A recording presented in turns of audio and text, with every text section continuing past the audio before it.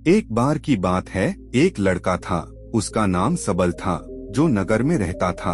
वह अपने जीवन से बहुत निराश था। उनकी निराशा का कारण यह था कि वह अब तक अपने जीवन में कुछ नहीं कर रहा था। उसके माता पिता उसे ताने मारते थे कि आपके सभी मित्र कुछ न कुछ कर रहे हैं, लेकिन आप अभी भी घर बैठे हैं। दोस्तों के बीच भी अक्सर उनका मजाक उड़ाया जाता था। वह कहीं जाता तो लोग उससे पूछते कि आप क्या कर रहे हैं। उसे यह बताने में भी शर्म आ रही थी। वह कुछ नहीं कर रहा था।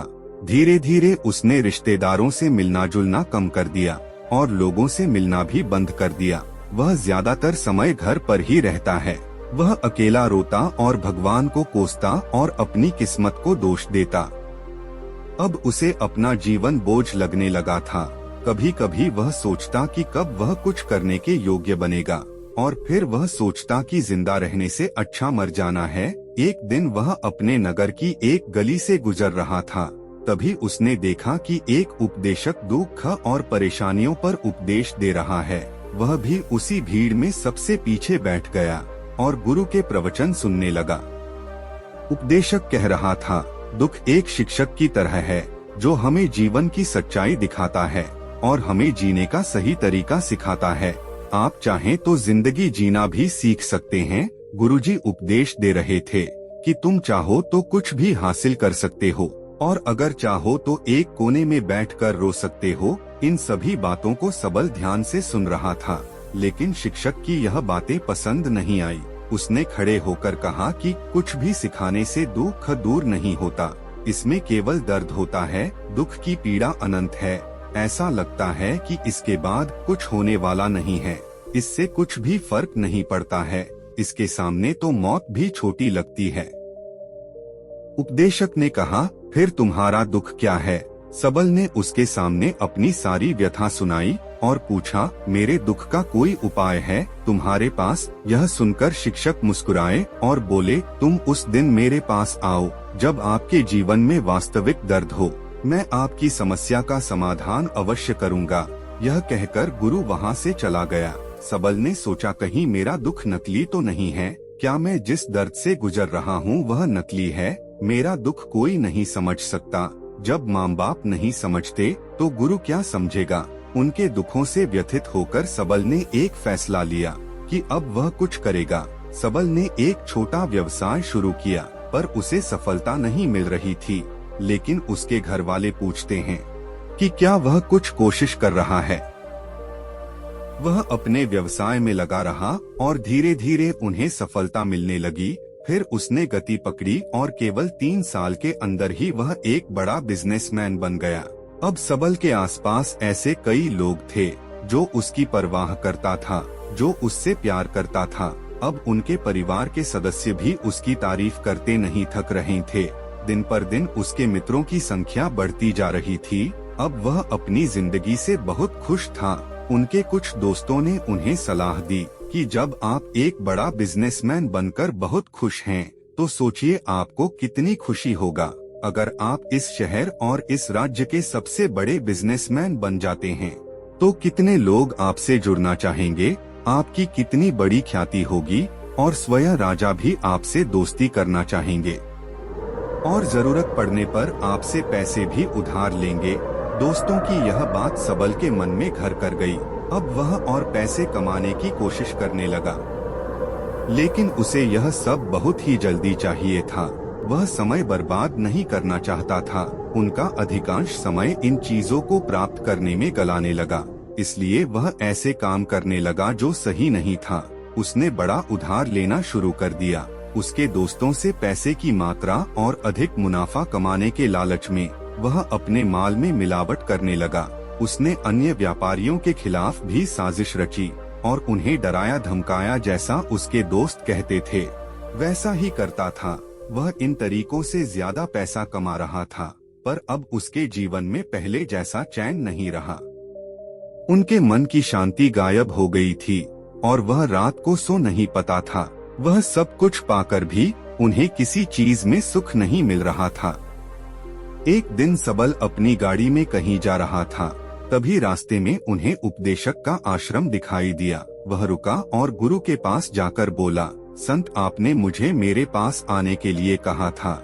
जब मेरे जीवन में सच्चा दुख आएगा तो अब मैं बहुत दुखी हूँ कि मेरी नींद हराम हो गई है, मुझे कहीं भी शांति नहीं मिल रही है। इस प्रकार सबल ने अपनी सारी समस्याएं गुरु को बता दी। गुरु ने कहा, जब तुम पहली बार मुझसे मिलने आए थे तब भी तुम किसी दुख में थे, आपने उस दर्द से क्या सीखा? सबल ने कहा कि सिर्फ सोचने और चिंता करने से कुछ नहीं होता, आपके दृष्टिकोण को साकार करने के लिए कार्रवाई करना आवश्यक है और सिर्फ काम करने से कुछ नहीं होता, परिणाम भी मिलना चाहिए। जब आपको लगता है कि आपका लक्ष्य हासिल नहीं होने वाला, तब राह में चाहे कितनी भी मुश्किलें आ जाएं, मन कितना भी निराश क्यों न हो, कितना भी लगता हो कि अब कुछ नहीं होने वाला है, तभी विश्वास करें कि मैं जो कुछ भी कर रहा हूँ उसमें अवश्य सफल होऊंगा। खुद पर ध्यान दो, लोगों पर नहीं। लोग केवल सफल लोगों का सम्मान करते हैं। कोई कितना भी अच्छा क्यों न हो, वह हमेशा लोगों की नजरों में बोझ बने रहते हैं। यह सब सुनकर उपदेशक मुस्कुराया और बोला, तो यह वास्तविक दुख नहीं है। अपने जीवन में वास्तविक दुख आए तब मेरे पास आओ, मैं उसे ठीक कर दूंगा। सबल ने जाते समय साधु को सोने के सिक्कों से भरा घड़ा भेंट किया। घड़े को देखकर गुरु ने कहा कि यह मेरे किसी काम का नहीं है, उस पेड़ के नीचे गड्ढा खोदकर गाड़ दो। सबल ने घड़े को पेड़ के नीचे दबा दिया और सबल ओहास्व चला गया। कुछ दिनों से सबल का कारोबार ठीक चल रहा था, लेकिन व्यापार के गलत तरीके के कारण धीरे धीरे उसे व्यापार में घाटा होने लगा। उसकी सारी दौलत धीरे धीरे खत्म होने लगी और एक दिन ऐसा भी आया जब उसके पास कुछ भी नहीं बचा और उस पर कर्ज का बोझ चढ़ गया था। परंतु वह निश्चिंत था, क्योंकि उसने अपना सारा कर्ज अपने दोस्तों से लिया था। उसने सोचा कि उसके दोस्त बुरे वक्त में उनके साथ खड़े रहेंगे, लेकिन ऐसा कुछ नहीं हुआ। जैसे ही बुरा वक्त आया, दोस्त पहले उससे कर्ज मांगने लगे। अगर उसने कर्ज नहीं लौटाया, उन्होंने उसे जान से मारने की धमकी भी दी। उनके सभी शुभचिंतक और प्रियजन उससे दूर हो गए। उसके दोस्त जो उसके साथ मस्ती किया करते थे, अब उससे दूर भाग रहे थे। उसका परिवार उसकी गलतियां और कमियां गिनने लगा। उनकी सारी संपत्ति नीलाम कर दी गई और उसके पास कुछ भी न हो बचा। जब उसने अपने पिता से मदद मांगी तो पिता ने कहा कि मेरे पास थोड़ी सी संपत्ति है, मैं तुम्हारी माँ को क्या कहूँगा अगर मैं तुम्हें दे दूं? यह संपत्ति हमारा अंतिम उपाय है। सबल के मन में गहरा दुख छा गया। उसके आसपास कोई नहीं था जो उनके दुख को समझ सके, जो उसे संभाल सके। जनता के इस विश्वासघात के कारण वह अंदर से टूट चुका था। वह सोचने लगा कि अब जीने का क्या मतलब है, अब मौत ही मेरा सहारा है। वह आत्महत्या करने के लिए पहाड़ी पर जा रहा था। तब से उसे याद आया कि उस शिक्षक ने उससे कहा था, मेरे पास आओ जब तुम्हारे जीवन में वास्तविक दुख हो। सबल गुरु के पास गया और अपनी सारी व्यथा सुनाई। आंखों में आंसू लिए उसने कहा, हे गुरु जी, मेरे दुख का निवारण कीजिए। गुरु ने कहा, जब जीवन में असली दुख होता है तब मेरे पास आ जाना, मैं इसे जरूर ठीक करूंगा। सबल ने कहा कि ये क्या हो रहा है, मेरी जिंदगी में अभी दुख नहीं है, तो आखिर असली दुख क्या है? गुरुजी ने सबसे कहा कि पहले आप मुझे बताओ, अपने अपने दुख से क्या सीखा? सबल ने कहा कि मैंने वह सीखा, जो लोग हमारे जीवन में आते हैं वह हमारी सफलता और प्रगति के कारण वो हमें धोखा जरूर देंगे, क्योंकि बुरे समय में वे हमारे साथ नहीं खड़े होंगे। वे अच्छे समय में ही हमारा फायदा उठाएंगे और बुरे समय में हमें छोड़ देंगे। उन लोगों पर ही भरोसा करें जो हमारे बुरे समय में हमारे साथ खड़े रहते हैं। लेकिन ऐसे लोग बहुत कम होते हैं, लेकिन जिनके पास है उन्हें उनकी सराहना करनी चाहिए, उनका अपमान नहीं करना चाहिए। हमें कभी भी किसी के खिलाफ साजिश नहीं रखना चाहिए। अपना काम ईमानदारी और धैर्य से करें और कभी लालची मत बनो। अपने सारे दुख दर्द और अनुभव बयां करने के बाद सबल गुरुजी के सामने आंखों में आंसू लिए बैठ गया। कुछ देर बाद साधु उठे और पेड़ के नीचे एक गड्ढा खोदा और घड़ा निकाल लिया जो सोने के सिक्कों से भरा हुआ था।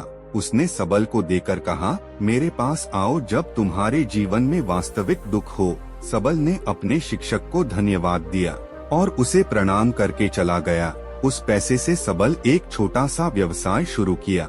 अब वह छोटा व्यापारी बनकर भी खुश हैं। उन्होंने पूरी लगन और ईमानदारी से कारोबार किया। जल्द ही वह अपने शहर का एक बड़ा व्यापारी बन गया। उनका जीवन सुख सुविधाओं से भरा हुआ था। लेकिन कोई कितना भी अच्छा क्यों न हो, लेकिन जीवन में दुख आता है तो सबल के जीवन में भी दुख आते थे। अपने माता पिता की मृत्यु के रूप में वे दोनों एक ही दिन मर गए। सबल अपने माता पिता से बहुत प्यार करता था, इसलिए उनके निधन से उन्हें गहरा सदमा लगा। वह शवों को श्मशान घाट ले गया, जहां अंतिम संस्कार किया जाता है। वहां उसने अपने माता पिता का शव जलता हुआ देखा तो उनका मन बेचैन हो उठा। उसके मन में कई सवाल उठने लगे। वह घर वापस आ गया। उसने अपने माता पिता के घर और संपत्ति को देखा, जिसके लिए उनके पिता हमेशा लड़ते रहे। आज जो छूटा पड़ा है, जिन्होंने इसकी देखभाल की, इसके लिए लड़ने वाले इस दुनिया से चले गए। उसके पिता ने जो कुछ कमाया वह सब यहीं रह गया। एक दिन पहले तक उसके पिता मारपीट करते थे किसी के साथ उसकी संपत्ति के लिए। आज वो खुद इस दुनिया से चले गए। उसका मन ऐसे अनेक विचारों के बवंडर में था। वह अंदर से अकेला और डरा हुआ महसूस कर रहा था। उसे लगा कि कुछ है, वह समझ नहीं सका। इसलिए वह गुरु के पास गया।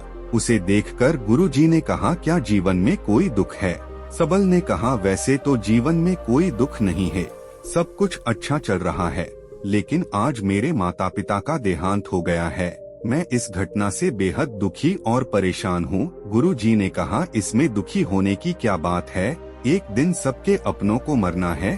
कोई न कभी जिया है और न कभी रहेगा। एक दिन तुझे भी मरना है। शायद तुम कल ही मर जाओगे या तुम आज भी मर सकते हो। सबल ने कहा, क्या कह रहे हो गुरुजी? मैं भी मर जाऊंगा, लेकिन मैं अभी जवान हूँ। गुरु ने कहा कि सब जी रहे हैं इस भ्रम में कि मृत्यु केवल दूसरों को आती है, बड़ों के पास ही आती है। लेकिन जवान और बूढ़े मर जाते हैं, बच्चे मर जाते हैं। मौत का उम्र से कोई लेना देना नहीं होता है। गुरुजी की ये बातें सबल के मन में घर कर गईं और वह चुपचाप चला गया। लेकिन उसका मन अभी भी बेचैन था। वह खाली महसूस कर रहा था। वह सारा दिन अपने बारे में ही सोचता रहा था कि वह कौन है, वह इस दुनिया में क्यों आया है, क्या जीवन का लक्ष्य केवल चीजों को खाना और मरना है? ऐसे कई सवाल उसके दिमाग में लगातार उठ रहे थे, लेकिन उन्हें अपने किसी भी सवाल का जवाब नहीं मिल रहा था और उसका दुख दिन पर दिन बढ़ता ही जा रहा था। इसलिए कुछ दिन बाद वह फिर से गुरुजी के पास पहुंचा और बोला, हे गुरुजी, मैं बहुत दुखी हूँ क्योंकि मैं यह नहीं जान पा रहा हूँ कि मैं कौन हूँ और मैं इस दुनिया में क्यों आया। यह सुनकर गुरुजी मुस्कुराए और बोले, आज तुम्हारे जीवन में पहली बार सच्चा दुख उत्पन्न हो गया है। यह वास्तव में दुख कहलाने के लायक है। हम नहीं जानते कि हम कौन हैं, हम क्यों आए हैं, क्या करें, कैसे करना है। सबल ने अपने गुरु से कहा कि उसकी दुर्दशा दूर करो। गुरु ने कहा कि हम सभी इंसान हैं, जीवन भर संग्रह करते रहते हैं। सबल ने कहा कि सभी इंसान जीवन भर धन, सम्मान, परिवार, प्रतिष्ठा, मित्र, शत्रु आदि जमा करता है। गुरुजी ने पूछा, क्या हम एकत्रित की गई चीजों में से कुछ भी अपने साथ ले जा सकते हैं? सबल ने कहा, कोई भी इंसान अपने साथ कुछ भी नहीं ले जा सकता, वह सिर्फ अकेला ही जाता है। मेरे माता पिता भी अपने साथ कुछ भी नहीं लेकर गए, सब कुछ धन संपत्ति वैभव सब कुछ यहाँ पर छोड़ कर गए। गुरुजी ने कहा, अब मेरी बात ध्यान से सुनो। इस संसार में हमें जो संग्रह करना चाहिए वह हम नहीं करते। चीजें हमारे सामने होती हैं, लेकिन हम उन्हें देखने की कोशिश नहीं करते। हमें इस दुनिया में जो कुछ भी इकट्ठा करना है वह हम खुद हैं। हमें खुद को जुटाना होगा ताकि जब हम मरें तो हम एकजुट हो सकें। और खुद को पहचानने में सक्षम होने के लिए हम अंदर बंटे हुए हैं। हम प्यार, नफरत, गुस्सा, ईर्ष्या में बंटे हुए हैं। क्रूरता, धन, स्थिति, प्रतिष्ठा, सम्मान, पहचान, धर्म, जाति, सैकड़ों हजारों ऐसी चीजों और इच्छाओं में हम विभाजित हैं और टुकड़ों में जीवन जी रहे हैं। इस विभाजन के कारण हमारी चेतना कभी एक नहीं हो सकती है।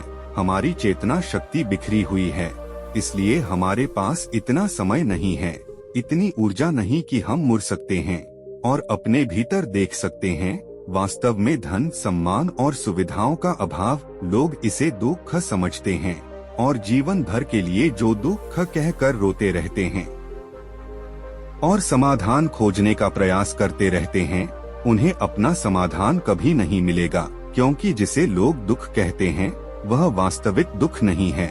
यह सिर्फ एक आदमी की इच्छा है, उसकी इच्छा कभी पूरी नहीं होती, इसीलिए व्यक्ति को कभी उनके प्रश्नों का समाधान नहीं मिलता। इसलिए इन सब से परे, यदि आप अपने दुखों का अंतिम समाधान चाहते हैं तो सबसे पहले खुद को समेटो, इस दुनिया से अपनी ऊर्जा वापस ले लो और इकट्ठा करो। अपने आप पर ध्यान केंद्रित करो, स्वयं पर ध्यान दो। अपने मृत्यु से पहले अपने आप को जानने की कोशिश करो, बिखरो मत। सबल ने कहा, तो गुरु जी, क्या हम इस संसार को छोड़ दें?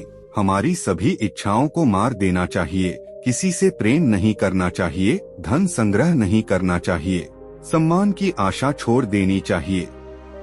गुरुजी ने कहा कि भावनाओं और इच्छाओं ऐसे बिखरे हुए मनुष्य में से निकल आओ, जैसे कोई पत्थर पहाड़ से गिरे, जिस पर पर्वत का कोई वश नहीं है, सिवाय देखने के परेशान होना और कुछ खोना। वैसे ही बिखरे हुए मनुष्य की इच्छाएं बेकाबू और दर्दनाक हैं। उसका अनियंत्रित मन इच्छा करता रहता है और कल्पना करता रहता है और यह दुख देता है। लेकिन जब एक व्यक्ति अपने मन को एकत्र करता है तो वह जो कुछ भी करता है वह उसके नियंत्रण में होता है।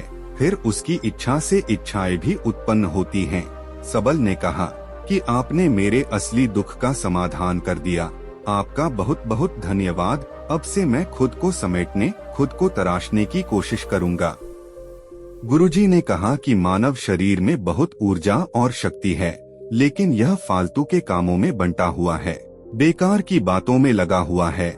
यह एक बहुत ही शक्तिशाली मशीन की तरह है, एक बच्चे के हाथ में रखा जा रहा है और वह बिना सोचे समझे अपनी शक्ति बर्बाद कर रहा है और बिना किसी नियंत्रण के। इसलिए इस शक्ति पर ध्यान केंद्रित करें, अपनी चेतना, और इसे इकट्ठा करें। सबल को अपने प्रश्नों का उत्तर मिल गया। उसने अपने गुरु का शुक्रिया अदा किया और चुपचाप चला गया।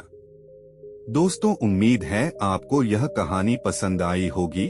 अगर आपको यह कहानी पसंद आई हो तो अपने दोस्तों और परिवार के साथ जरूर शेयर करें और इस चैनल को सब्सक्राइब करके नोटिफिकेशन बेल आइकन बटन को जरूर दबाएं। मिलते हैं अगली कहानी में, तब तक के लिए अपना ख्याल रखें।